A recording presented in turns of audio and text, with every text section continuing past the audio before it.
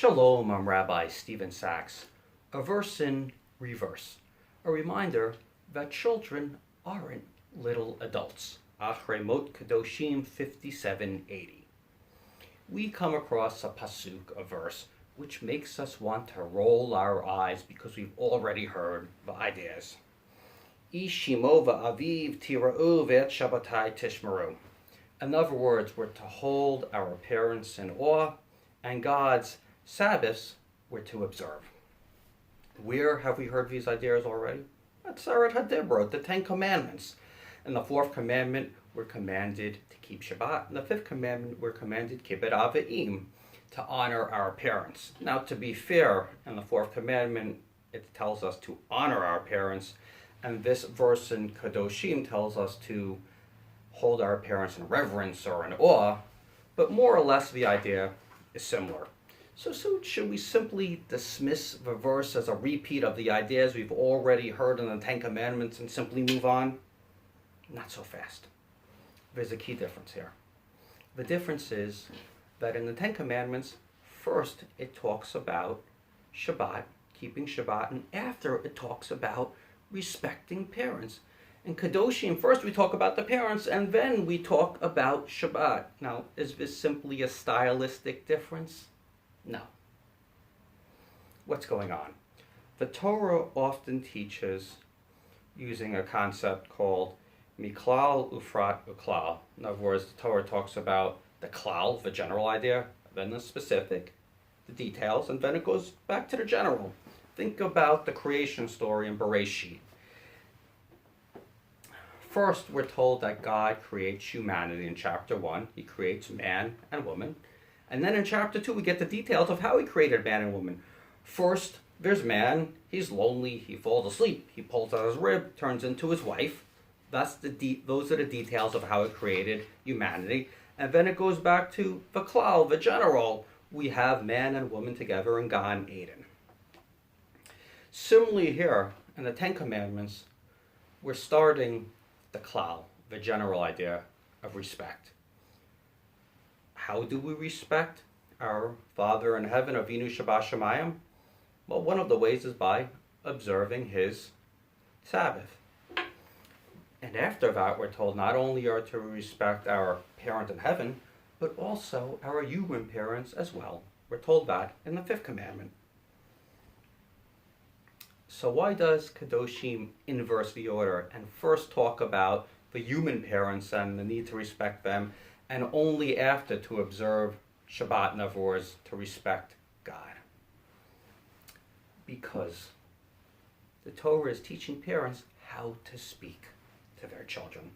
I'll give you an example. Let's say you have multiple children and one child picks up food and throws it at the other child. Small children.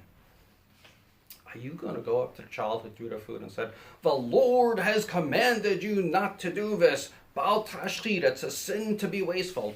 Well, you're certainly welcome to do so, but you're wasting your time. Your child is going to look at you like you have two heads and have no idea what in the world you're talking about. And by the way, it's also not a good idea to start lecturing your young child about how it's difficult to get food because of the coronavirus, and this is really not a good thing that he is doing. What should you do? Well, Dr. Thomas Fellon, a noted child psychologist, points out kids are not young adults. If you're going to start talking to a very young child about God's commandments, this is going to be heard by the child to be static, background noise, which is annoying and you just want to get rid of. Think about when you have a TV, playing static. It's annoying. You want to shut it off.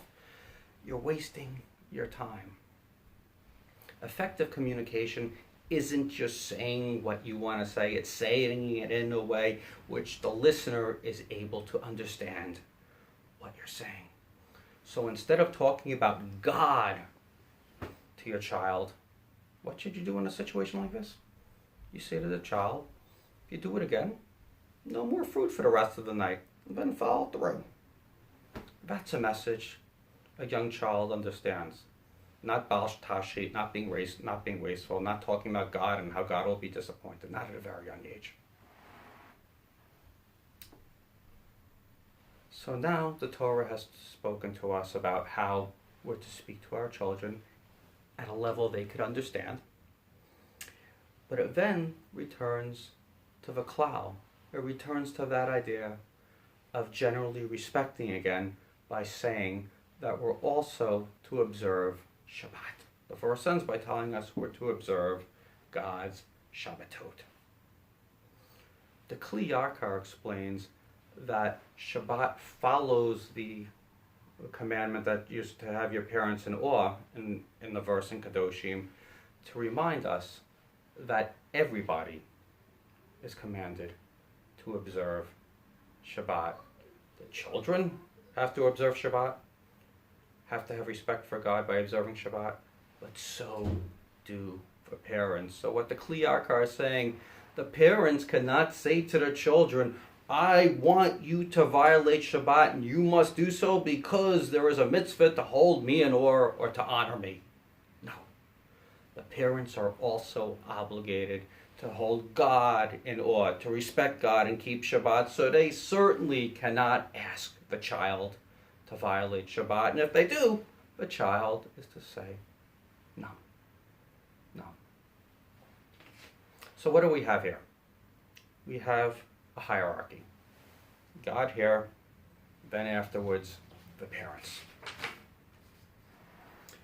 And we shouldn't dismiss this as a simple legal type of construct where God comes here, then the parents, and then the children. That's not the point here. This is really laying the groundwork for Western morality. What do I mean by that? What it's saying to the parents is, though they're your children, it's your responsibility to teach them. They are not your property. They have not only you as parents, but they have a Father in heaven too. And you cannot command them to violate His laws. His laws teach us that all humans are created in the image of God, B'Tselem Elokim. They're not to be treated like property.